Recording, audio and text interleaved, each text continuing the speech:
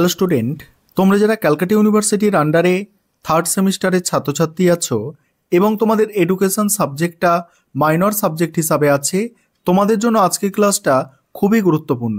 আজকের ক্লাসে তোমাদের থার্ড সেমিস্টারের এডুকেশন মাইনর সাবজেক্টের এসিসি পেপারের 100% কমনযোগ্য সাজেশান এবং কোয়েশ্চেন প্যাটার্ন নিয়ে আলোচনা করব। প্রথমে তোমাদের কোয়েশ্চেন প্যাটার্নটা বলি। এখানে বেশিরভাগ কলেজে দেখা যায় 5 নম্বর এবং 10 নম্বরের প্রশ্ন পরীক্ষায় দেওয়া হয়, অর্থাৎ এই এসএসসি পেপার থেকে 5 নম্বর এবং 10 নম্বরের প্রশ্ন পরীক্ষায় দেওয়া হয় এবং কিছু কিছু কলেজে 2 নম্বরের প্রশ্ন দিয়ে থাকে। 5 নম্বর 10 নম্বর তো থাকেই, তার সঙ্গে সঙ্গে কয়েকটা 2 নম্বরের প্রশ্নও কিন্তু দেওয়া হয় কিছু কিছু কলেজে, তবে বেশিরভাগ কলেজেই কিন্তু 5 এবং 10 নম্বরের প্রশ্ন দেওয়া হয় এসএসসি পেপার। আর এসএসসি পেপারটায় নিজস্ব কলেজে পরীক্ষা হয় এবং নিজস্ব কলেজের শিক্ষক শিক্ষিকারাই এটার প্রশ্নপত্র তৈরি করে থাকে। আর এবারে তোমরা সাজেশনটা দেখে নাও। আমি প্রথমে 10 নম্বরের প্রশ্নগুলো আলোচনা করছি, যেগুলো তোমাদের 10 নম্বরের জন্য তৈরি করতে হবে। প্রথম প্রশ্ন হচ্ছে যোগাযোগ প্রক্রিয়ার প্রকৃতি আলোচনা করো। দ্বিতীয় প্রশ্ন শ্রবণ দক্ষতার সুবিধা অসুবিধাগুলি আলোচনা করো। পরের প্রশ্ন পঠনের 4টি পর্যায়ে কী কী উদাহরণ দাও।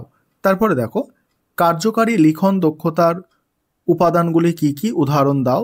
নেক্সট আছে দেখো শ্রেণীকক্ষে দলগত আলোচনা পদ্ধতির উপকারিতা সম্পর্কে লেখো। 6 নম্বর প্রশ্ন সমালোচনামূলক পড়া কি, এই পড়ার বৈশিষ্ট্যগুলি কী কী।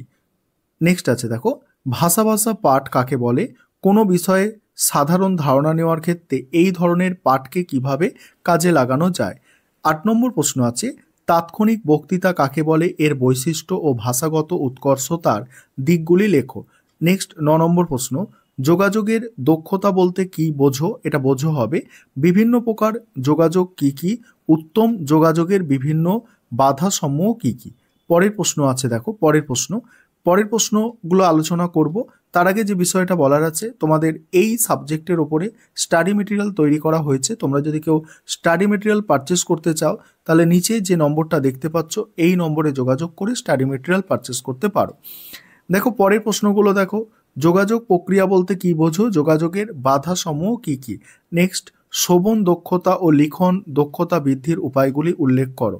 তারপর দেখো কখন দক্ষতার বিকাশে বাচনিক যোগাযোগের বলছে দেখো কথন, এটা কথন হবে কথ দন্তানো, কথন দক্ষতার বিকাশে বাচনিক যোগাযোগের সুবিধাগুলি উল্লেখ করো।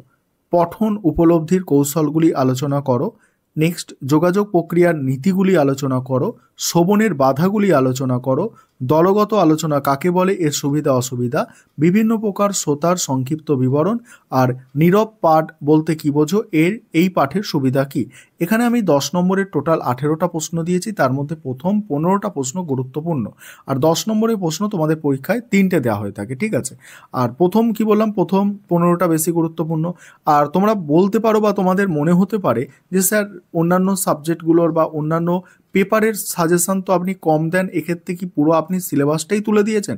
সেক্ষেত্রে না, তোমাদের পুরো সিলেবাস তুলে দেওয়া হয়নি, তোমাদের সিলেবাসের মধ্যে থেকে গুরুত্বপূর্ণ প্রশ্নগুলো দেওয়া হয়েছে। আর প্রশ্নের সংখ্যা বেশি দেওয়ার কারণ হচ্ছে এটা নিজস্ব কলেজে পরীক্ষা হবে, এটা ইউনিভার্সিটি কোশ্চেন পেপার তৈরি করবে না। যেহেতু নিজস্ব কলেজে পরীক্ষাটা হচ্ছে সেহেতু প্রত্যেকটা কলেজ কিন্তু আলাদা আলাদা কোশ্চেন পেপার তৈরি করবে, কোনো কমন কোশ্চেন পেপার থাকবে না। তাই বিভিন্ন ধরনের প্রশ্ন পরীক্ষায় হতে পারে, সেই কারণে এই প্রশ্নগুলো দেওয়া হয়েছে। কারণ একটা পেপার সাপ্লি পেয়ে গেলে কিন্তু অনেকটা সমস্যা হয় অনেক ছাত্রছাত্রীর ক্ষেত্রে, সেই কারণেই এটা করা।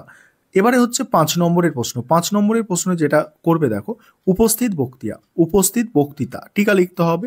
তারপরে দেখো পূর্বরূপ টিকা, তারপরে শ্রেণীকক্ষে বিভিন্ন ধরনের যোগাযোগের ব্যবস্থা, বিতর্ক ও দলবদ্ধ আলোচনার পার্থক্য, জনসমক্ষে বক্তৃতা পাবলিক স্পিকিং বলতে কি বোঝো, তারপরে বাচনিক যোগাযোগ সম্পর্কে উদাহরণ সহ লেখো। নেক্সট আছে দেখো ভাষা পাঠের ওপর একটি টিকা, তাৎক্ষণিক বক্তৃতা, শ্রেণীকক্ষে দলগত আলোচনা বলতে কি বোঝো, দলগত আলোচনার সুবিধা অসুবিধা, শিখন দক্ষতার প্রয়োজনীয়তা, আর অবাচনিক যোগাযোগ কাকে বলে।